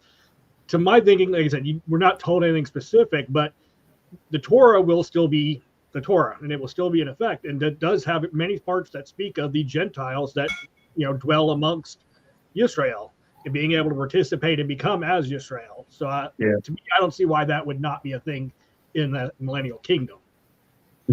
Yeah, I would. The one caveat I would throw at that. Putting my bet on that. I'm going to have one caveat to what you've just said. First of all, I think what you just said is astute, and I'm glad you brought it up, and I concur with you. But there is one caveat. I am convinced, and there's no place that says this. It just makes God's logical, and it would be illogical for the Torah that He writes inside of us to be the same Torah that we're reading now. That's it's just way too much painful stuff and way too much stuff that just doesn't apply to us anymore. We do not need, as covenant members, for example, to know much about circumcision at this point because we're already an energy-based being. Right. And the fact of the matter is, it doesn't really help us to know about how Miriam rebelled against Yahweh or how the spies were miserable and God had to kill all of them. We don't need to know about the story about the golden calf, really, do we? Yeah, we're living through the story. Yeah. Right. So what I think is that the Torah that He is writing inside of us is 100% consistent with the story, which is why I think what you just said is true, JB. I don't think there'll be any variation in terms of God's approach in the Torah. And I think He will even warn us about, as a good parent, these are things you ought not do. Don't go and touch the sun. Stars are hot. Don't go inside of a black hole just to see what it's like there. Don't send Kirk, Kevin, inside the black hole to check it out. Don't do that. There's going to be things that He's going to say. Horizon. Don't go past the event horizon, and even then you're going to get a real spin. He's going to have, don't do this because it's really dumb for you. You can do it if you want to, but here's the consequence. And He's going to have lots of things that tell you how to operate in 7 dimensions because we're going to need to know that. And how to operate DNA in case you want to create, life. So I think the Torah will be a book that is entirely consistent with God's approach, which means your point, JB, is true. And I think that answers the question that Kirk asked. What about for the mortal remnant? They're still going to need the Torah to come to know Yahweh, right? That's what but God can still talk about and celebrate Pesach, Matzah, Bakodim, Shavuot, Teruah, and Kippurim. He can still say these are the conditions of the covenant. All of that is instruction. But I don't think we need to know that Abraham pimped Sarah out for sheep, do we? No. Absolutely. So that's really my point is we don't need to know about the story of the golden calf. So so I just think it's consistent, but written to convey things that are appropriate for the mortal remnant and appropriate for us going forward. I think we're still going to be talking though about, I think Pesach, Matzah, Bakodim, for example, are eternal. Yeah. I think there's actually going to be an eternal celebration of what happens with the Adam of Parah and on Teruah. I think Teruah is a really big deal for God, and I think we're going to be talking about it for a long time. Hope so. Yeah, it was it'd be a great show, and I think God's going to continue to celebrate the role of the bull and the ram and the goat. I think he likes the story. So I just see Him being a father where He's going to use a similar approach to prepare us for a bigger adventure without telling us about the disappointments of the past. Mhm. I don't think we need to know the disappointments. I just think we need to have sound advice of this is what you don't do. And I think he's going to do the same thing, which he's going to allow people that he's come to trust and he likes, that are devoted to him, to have a job going forward that is as teacher. I think he likes to delegate and wants us to enjoy being productive in that way. And, if you're thinking about it, wouldn't it be nice if we could all procreate and we could all enjoy? I've thought about it. Yeah, our own families, but our own families without the rebellion and the fracture. And Yeah. plus, as Sylvia has attested, the stuff is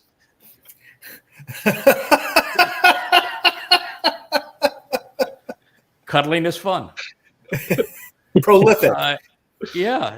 So I would expect God to say, I'm not going to take away something that's that much fun and beautiful and loving. Why would he take that away? And why would he say that my goal is I want to be the father of a eternal covenant family, and then to say, oh, by the way, you guys can't have a family. You're my family, but you can't have one on your own. That's a good point. I think it makes sense that we are also going to be able to enjoy being parents and raising children. And, some of our children are going to be, God's really clear that the covenant family we're responsible for. They're our children. And part of the best part about having children, I think, I hear anyway, is having grandchildren. Children are tough. They take your time, but the grandchildren are the ones you get to spoil. Yes. That's the special stuff. So yeah. Yeah. But if you're dealing with the eternity the way that God's going to set it up, I think that you're going to have a much more enjoyable process of kids. I mean, I don't think we're going to be cleaning poopy diapers, for example. Good. Or potty training. I don't think there's any potty training involved in this. I just think it's going to be a process that is beyond what we can currently imagine, but that loving relationships will continue to be spectacular, and that we will be able to conceive. And I think this will be also true for the mortal remnant. And I think JB, I think you're right, both with Goyim and with Israelites going forward, and that there'll be the transition too from mortal to immortal in covenant. That's what makes the most sense. And God does not need to tell us exactly how things are going to be at a time that is beyond the scope that we can operate in. Yeah. Understand much. All right. Yeah. So we are speculating here about a time that we cannot yet operate in. Yeah. But it's important for us to let people know this is what you're choosing, should you choose to be part of that, and this is what's going to happen. So you know what's going to happen with the mortal remnant of Goyim, because he told us. What's going to happen to the mortal remnant of Israelites, because he told us. So we have the responsibility of understanding and conveying what he told us. Yes. Now, going beyond that threshold and what's going to happen as the millennial Shabbat commences for 1,000 years, we know a lot of things. We're going to continue to celebrate Pesach, Matzah, Makudim, aren't we? We're going to continue to observe the Shabbat, aren't we? Mm-hmm. We're going to continue to revel in God's name, aren't we? We're going to continue to have utter respect for Dode and what Dode achieved. Mm-hmm. We're going to continue to watch God work through people. We're going to continue to work because God values work, and all the people that have chosen to be part of the covenant family also value working. So, I mean, we know a lot. We know what the conditions are going to be like in Eden. Be no religion, no politics. We're going to be able to converse with animals. It's going to be this great celebration of life. So we know a lot about what's going to happen. Do we know the details? Is there going to be a currency? What kind of houses are we going to be in? Where can we choose to live? How do we, how do we make this transition between 7-dimensional and 3-dimensional when we come to work with the mortal remnant. Where do we get to live? How do we transport between meetings? Who builds the houses? Who powers them? You know, we know who, but how all of that is managed, I don't know. Yeah. And that's one thing I like about YAHOWAH is, you know, religion, because they use heaven and hell as carrot and stick, gives you these depictions of glorious heaven and the terrible hell. And with YAHOWAH, basically, he doesn't tell us a whole lot of any of that, because all he wants us to make the choice based on is heaven is you're with me, hell is you're eternally without me. Right. And by the way, this is what I'm like. What I'm like is I like people that work with me because I like to work with people. I like to get stuff done. And so we know that heaven isn't sitting around singing songs all day, eating bonbons, you know, and fluttering with wings. It just isn't that sort of thing. God wants us active. He wants us to continue to do things together. But your point is right. He doesn't need to tell us much about what we're going to experience in the 7th dimension, because let's suppose he did. What language would he use? What language would he use? What illustrations would he? Yeah, what illustrations would he use? You're back to Zechariah describing the chariots that are coming down, or you're back to Yahshua trying to describe this banner that he's seeing, and you know, in words he can't, because I don't know what an LCD screen is. Sorry, you know, whatever the case may be. Yeah, you know, and if you gave me an education on the technology of it, what good would it do? Right. It wouldn't be a language to speak of. Yeah. So I'm just going to tell you, it's a moving scroll, and it's, you know, like what did he say, like 15 feet by 30 feet, whatever it was. It's a moving scroll, and it's above the witnesses, and it's constantly lifted up, and it's exciting to see the stuff you're going to see on it. Right. So, I think that it's important for God to not try to bribe us to say, oh, by the way, this is what I'm offering you in heaven. And then, you know, you get to inherit your own planet, and, you know, you get to do this and that and the other thing. No, it's he's let us know what it's like to be with him. Moshe worked at it. Mm-hmm. Dode worked at it. They wrote, they spoke, they learned, they were challenged, they overcame. Why would we expect anything different? Yeah. That's part of being trustworthy and reliable. Right. Yeah. You know, part of the reason I think that Adam and YAHOWAH didn't work out all that well is there really was, even though YAHOWAH said, you know, we're going to work in the garden, I just don't think there was enough to do. Oh. Yeah, I think one of the reasons that, you know, here we've all been together a long time. And the reason we're still together and still growing and still enjoying this is there's a lot to do. Mm-hmm. Right? So having a lot to do has a real advantage. Yeah. Why would that be any different than what we would expect going forward? I like doing. Mm-hmm. You know, I want to wake up and have a full day in front of me and be tired at the end of the day and said, you know, we had a productive day today. This is a good thing we did today. Mm-hmm. Yeah. You know, so I think that's all part of it. We're quickly approaching our 2-hour show. So I would really feel bad if we didn't get it. Make it to 10, 14, 10. Yeah. So I'm going to bring it back up there, Captain with the Cables. Sheol Hell and Shaul Paul, as the least desirable and the most depressing alternative, are anxious in anticipation and indeed excited to summon and meet with you, announcing your arrival. And who are they going to receive? They have been alerted and they're aroused to crush, because it's tremendous pressure. No one escapes the black hole. All of the departed souls, this is Kol Raphaim, all of the departed souls. That means people have died previously, and those who will be taken out during the end of the time of Israel's troubles, all at the same time, which means time for trial, time for recompense, time for resolving all of these issues prior to them being dispatched to hell, because there's a lot of these people aren't going to go straight to hell. So they have been alerted and aroused to crush all of the departed souls of those who have been leaders and rulers of the earth. All.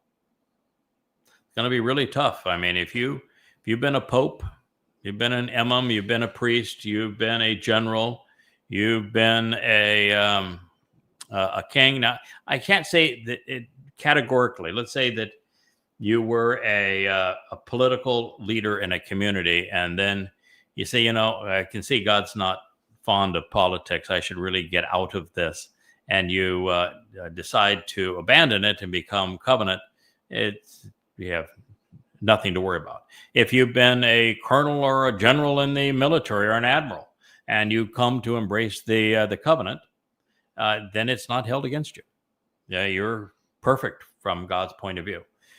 So this really speaks of those who were leaders right to the bitter end. This is what they did.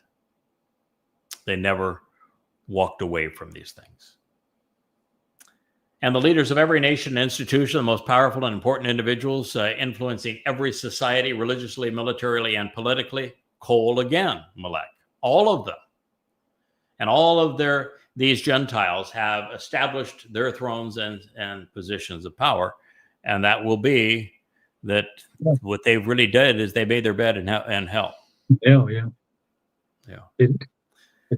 So the souls of world leaders, whether they claimed religious, political, or military authority, are either currently incarcerated in Sheol, and I don't think that's the case. I think they're destined for arrival there. So I'm not certain that there is anybody currently in Sheol. There's really a possibility there's no one currently in Sheol. There is the possibility that during that 3.5 year intermission that we have between this phase of the job after Shabuah and before we return as to support Elia, the real possibility that we'll do some of it then, and then the last bit of it later. But the fact is, I think that they do get judged, and God is not. There's a handsome. There you are. You were dog-faced there for a while, up there in the upper corner, Kevin. But I think that he wants to process these people and get recompense through people, through his covenant family. So I think he's holding off on sending people to Sheol until such time as they can be processed accordingly.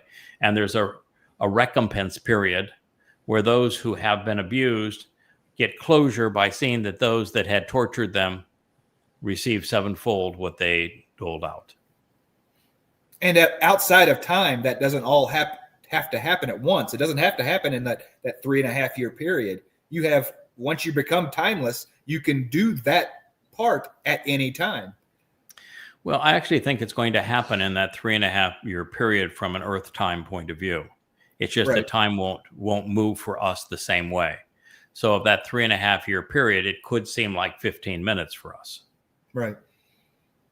Hustle up and get the work done so we can go have some fun. That is correct. Yeah, God's not going to, he likes to have, you can tell he likes to have fun. He has a sense of humor and he likes to have fun, and we'll be doing a lot of that. So no, we're not, we're going to get a break during that 3.5 year period. We're going to get an education in that 3.5 period. We're going to do some fun stuff in that 3.5 period. But I do think that it's a natural time. If I were you, that's how I would schedule it. Let's get a lot of that out of the way now. Right. Because, you still got a lot of work. 3.5 years is a lot of work to be back down here with Elia talking to irascible people. So we still have a lot of work to do. So we're not really relaxing. We'll take a break, but we're not really, you can't really relax. And then when Dode returns and you got all these newbies, there's there'll be a period of time for afterwards for a number of years where it's going to be tough to relax. There's a lot that needs to be done. And you don't want to have a bunch of souls lost just because you didn't get to teach them fast enough, right? So there will be, but again, when I say this, those of us who are covenant are going to sense time differently. Mm-hmm. So we can be Johnny on the spot and be there every moment that we need to be there to do the job and still take a year off. Yeah. That's just because time will be something that we can manage.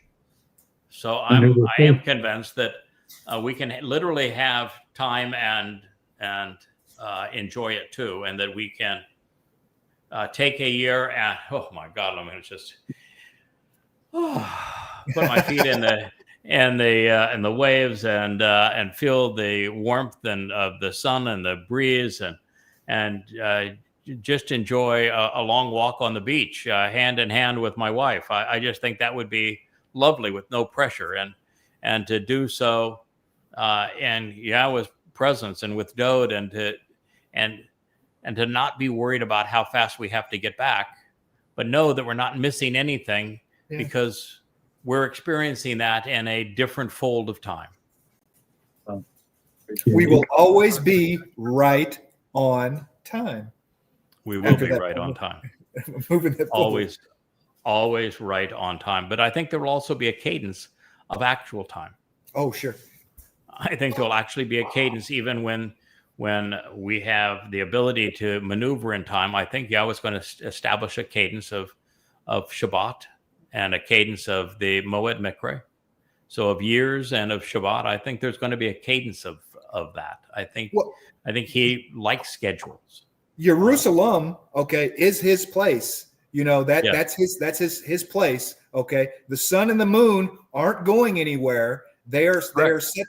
So yes, absolutely. If there is a grand meridian time, if you would, for the universe, it runs through Jerusalem. It does for sure. And so I think you're correct. That'll be the timepiece, and it could be the timepiece forevermore. Mm-hmm. That Earth time and Jerusalem will still mark when we schedule our ongoing salute and our celebration, if you will, of Pesach, Matzah, Bakodim, Shavuot, Teruah, and Kippurim, as well as the cadence of the Shabbat. Yeah. Why not? Well, I think that would be great. And then you can still go off and explore the universe and still be a qualified teacher and still be a judge and resolve disputes and oversee the Goyim and what they're doing. I mean, you can do it. I used to say, if you wanted to want to get something done, you give it to the busiest person. Sure. You don't go look for the person that's got nothing going, nothing on the plate. If you want something done, you always give it to the busiest person. But where we're headed towards, we're going to be busy all the time doing what we want to do, while we have all the time we want to not be busy. To do it in, yeah. Yeah, it's the best of all worlds, and Yahweh is capable of giving it all to us. So anyway, I think that what we have just read makes this among the most polarizing statements presented by God. The most esteemed will be the first to bow in judgment. They will be incarcerated. Now, this not only affirms that Paul, lied when he wrote that all governments were established by God and should be obeyed in his overture to the Romans, it unravels the entire fabric of human history, does it not? Yes, sir. Uh-oh. Yeah, so Paul's looking really bad in his book on the Romans here. But it's consistent with what Yahweh wrote through Shamael, where he gave us the 12 reasons you ought not be political. Mm-hmm. Yeah. So there is no getting around this decree, no reprieve for Babylon, for Persia, for Greece, for Rome, for the church, for MAGA, for Marxists. Their leaders are all going to Sheol. And that's all means. So with the parade of tyrants headed to Sheol to meet Shaul, the man who was paramount in establishing the union between religion and government, and who lied regarding God's position on these things, there will be justice And should you question the fairness of this conclusion, read what Paul wrote in the 13th chapter of Romans and then compare it to what God just said. And oh, by the way, he just said this in a chapter devoted to Satan, who possessed Paul. So those who tend to upend the natural order of things, venerating creation over the creator, will not find their diminished status and new accommodations to their liking. But given their preference for alerting reality and for altering reality, I should say, and perhaps now they will, be able to redecorate hell. After all, the most acclaimed real estate developer will be available to expand the presidential wing of hell. Boy, I got a guy on X today that just we had one of the shorts that was talking about how Trump is presented as the real estate magnate, the developer who is measureman. I mean, clearly the job is to measure for the construction of this elaborate shrine to Satan. And the man is copper colored. And he is doing all the measuring for this monstrosity of a building. And so I equated this real estate developer and this copper-colored man who was doing all the measuring for what Satan wanted to build that was going to dwarf all other buildings in the world to Donald Trump. And he said, oh, what a childish, stupid thing to say. How could that be in the Bible? How you couldn't be so imbecilic? I don't know if you guys all saw that. That is no matter what you tell people, how adroitly you're able to interpret things that no one has previously understood, what you get is slapped in the face by the religious. But anyway, he will find that he will also have a nice cell that maybe he can get one right next to the real estate developer who's the copper con. And you would say, why would God have a guy that is, or why would Satan have a guy that is measuring this monstrosity that he's going to build, like a Trump Tower with naming rights? And he picked a guy that he called copper colored to do all of this scheming with him and measuring this gargantuan superstructure, if he wasn't talking about Trump. And don't forget the flap. Well, the flap is that's from Daniel. No, but still, that is the goat hair is from Daniel. Wheelchair bound with really flashy, gaudy wheels. That's in Daniel as well. The fact he's a real old guy. That's in Daniel. The enormous ego, a maniacal ego. That's in Daniel. The being exceedingly meddling. That's in both Isaiah and in Daniel. Yeah, he's pretty well typed.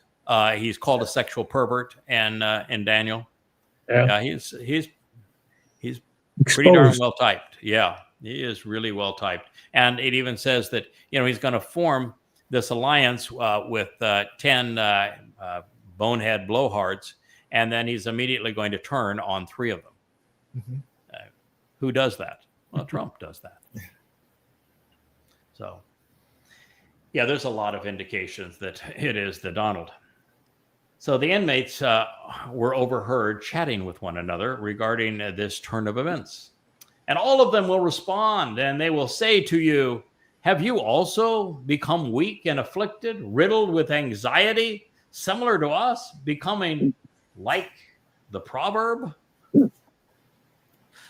Yeah, it's going to be really surprising, I think, particularly for the religious. I mean, can you imagine, Allahu Akbar, I kill you, expecting that by raping and killing and torturing and terrorizing Jews, that rather than getting your virgins in paradise, you get Allah in hell. And you're going to say, wait a minute, you're Allah? What in the hell are you doing here? That's essentially what they're saying here. Or, the Christian that is expected to go to heaven because the Jesus saves me. And you find out, wait a minute, Jesus, you're Satan? Nah, come on. No, really? I'm in hell? If you've read the Quran, you're not going to be surprised to see Allah there. That's where he tends to spend most of his time. Oh, of course, yeah. If you're He's just Muhammad, not you going to know be doing it. his favorite thing of torturing. If you're a Muslim and you read the Quran and you find that every mention of Allah, he's in hell torturing people. Yeah. And he's never depicted in the brothel teasing them with perpetual virgins. But you're stupid enough to believe that to be a murderer, God's reward for mass murderers is to reward them with boys and girls that are perpetually virgins. And it's boys and girls. Mm-hmm. And that's your God's reward. The rivers flow with wine, and yet wine's prohibited on earth. You can have sex with any number of these naked women that are parading around with you, but you can't do that on earth. That would send you to hell. And you're going to believe that is the reward that God is offering those who kill for him and torture for him and steal for him. And that those who don't steal and torture and kill for him, he's going to torture forever in hell. And you can't figure out, wait a minute, that may not be God? What was your first clue? What's your first clue? This isn't God. No, do I feel any compassion for these people? No. I mean, No. Well, gentlemen, we're at the 2-hour mark. That's probably the proper length for the hour show. It is actually more fun on these shows because we can talk about ideas. We can talk about important things, subjects of the day. We can have a family discussion. We can even have Rich over here and his what a handsome shirt that is there, Rich. With you should have been on the show more. You even have your new microphone over there, don't you? No, this is the same old one. Oh, the same old one. The Rainbow Room's got a new mic. Okay. Okay. Yeah.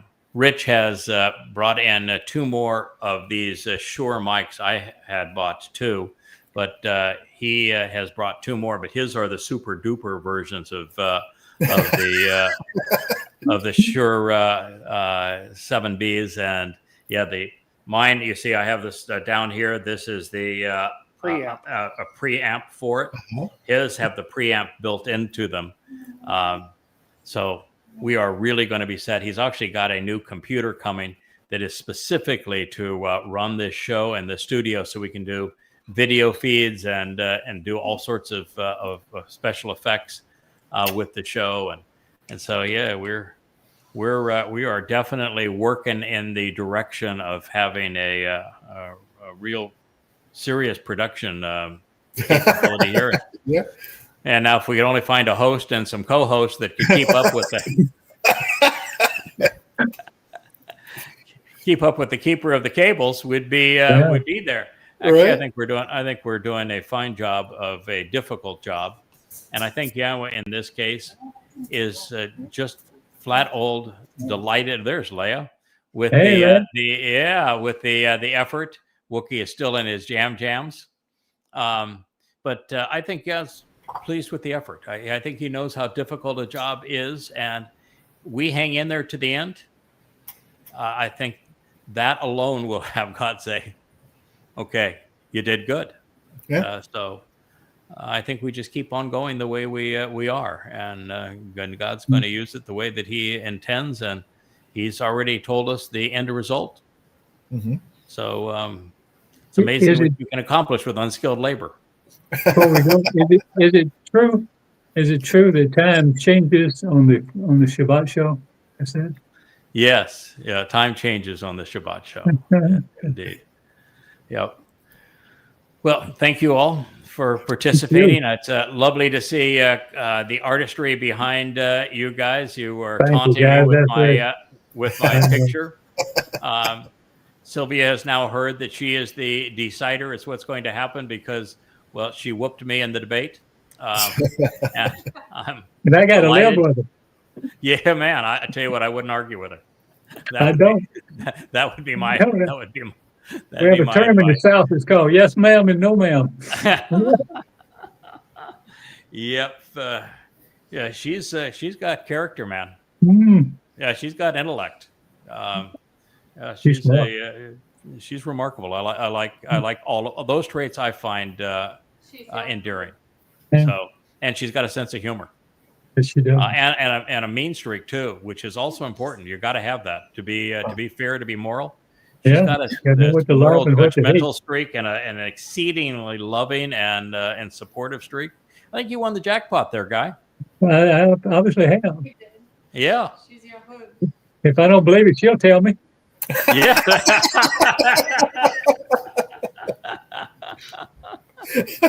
Oh, okay, Kirk, you're going to get yourself in trouble. So we're going to sign off. Maybe, thanks for being here. Yeah. Time Put the to clapper down. close it. All right. Thanks, Good Ray. night. Good night. Have a wonderful Shabbat, everyone. You can see we do have a good time together. We've been together for a very, very long time. Yeah. So this is always a good sign of what it's like to be genuine in the covenant family. Good night, one and all. Happy Shabbat. Good night, y'all. Good night.